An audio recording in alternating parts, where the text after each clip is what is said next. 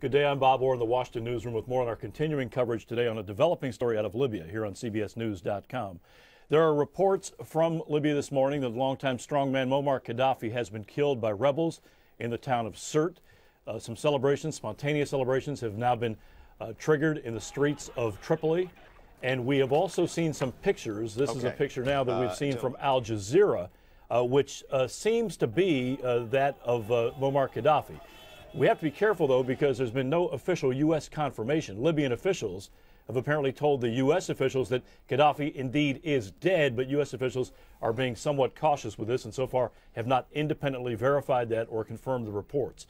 Our senior White House correspondent, Bill Plante, is at the White House. He's been monitoring this all morning. Bill, what's the latest? Well, Bob, the U.S. is being extremely cautious because information out of Libya all throughout this revolution has been so unreliable. Rumors fly, and they can never be confirmed. Most of them aren't true. This one, however, does seem to be true, but the U.S. is being very careful about officially confirming it. I can tell you that the president is right about now getting his daily briefing, his daily intelligence briefing, and I know that when his briefers went in there, they were not prepared to tell him for sure that Gaddafi is dead. But given that, we think he probably is. And the Secretary of State is traveling. She's in Afghanistan today. And she told reporters who are traveling with her that this will mean a great deal to the Libyan people and that maybe it will help put an end to the fighting. But she did allow as how there probably will be continued fighting even if Gaddafi is dead because of all the factions, the loyalists to Gaddafi and all the other competing factions, people competing for power in the new Libya. For the U.S., this probably will be seen as a win. President Obama's policy at the beginning of this Libyan revolution was to go in with American air power, but then back off and let NATO take the lead role. He was criticized for this for leading from behind. But in the end, it seems to have played out well for the administration. Bob? Bill, as you mentioned, it's been a very delicate operation from the U.S. perspective, and as you put it, U.S. has been leading from behind with the NATO coalition. Do you expect that the president will come out publicly and have something to say today? Well, the president has a meeting today with the Danish prime minister, and if he could say something there, or he may decide, if this is confirmed once and for all, to actually appear. I'd be surprised if the administration and probably the president don't say something at some point.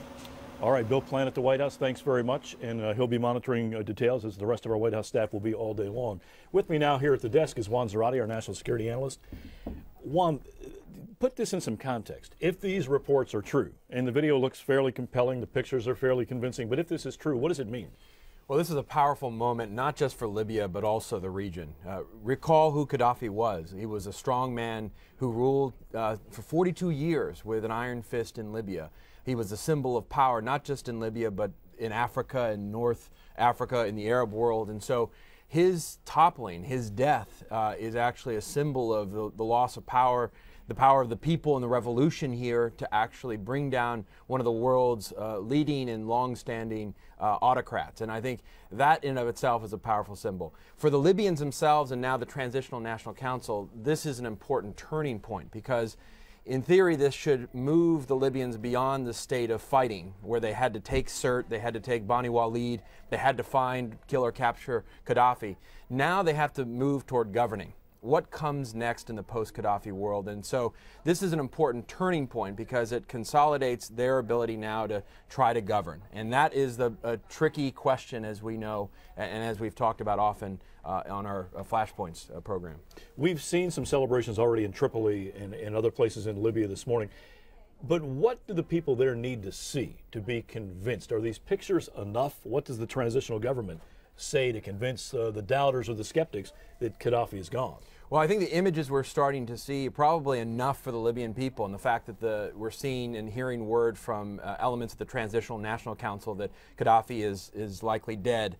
That, I think, is enough for those who've been hoping and fighting for this very moment. You've seen those celebrations already in Tripoli. So I think that's key. I think the bigger question is the U.S. convinced and is the broader world convinced? And I think that's why you've seen the U.S. and the administration being very cautious about confirming this. They want to see or touch or confirm on their own. They don't want to rely on other reports because we know from reports in Libya and reports throughout conflict zones around the world, first reports sometimes are a little muddled, and images often can be fake. We know that in the case of bin Laden, for example.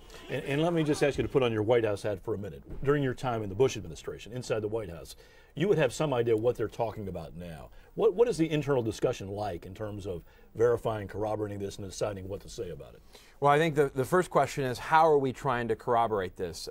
Do we have lines on the ground in Libya? Are we trying to take DNA samples? Are we trying to get American officials, probably from the embassy, to actually see the body, inspect it, or to get some sort of report that allows us to, with great confidence, be able to put the president out there to say, yes, Qaddafi is dead, this chapter for Libya and the rest of the world is over. So how do you actually confirm that? So there's going to be a lot of discussion about that.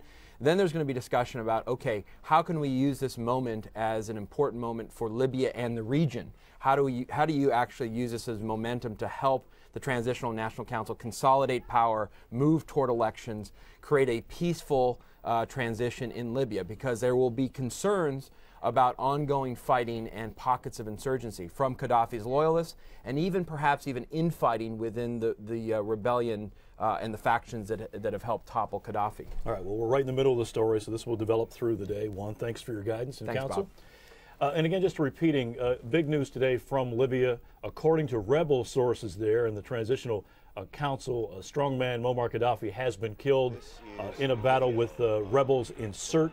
These are some pictures which we have taken from Al Jazeera, which purport to show the body of a man there, who the rebels and the Transitional Council folks say is that of Muammar Qaddafi. U.S. officials being somewhat circumspect and, as of right now, have not officially confirmed that. But they're working obviously through the day for more information, as are we. So we will have more along the way here on CBSNews.com. Thanks for joining us. For Bill Plante and Juan Zarate, I'm Bob Orr.